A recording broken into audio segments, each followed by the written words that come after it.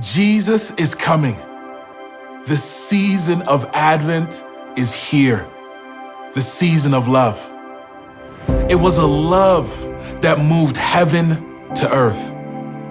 A love that came wrapped in swaddling cloth, laid in a manger, humble and holy. May you receive a love like no other this Christmas, not earned through your deeds, but paid for and freely gifted to you. Unconditional, everlasting love.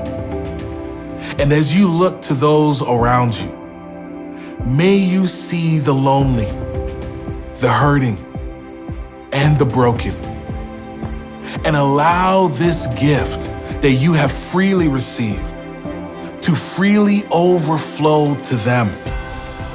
And as you share it, may you grow deeper in the knowledge and revelation of the unconditional love of the Father. For love is active, love moves, love gives. God is love. Be blessed with love this Advent.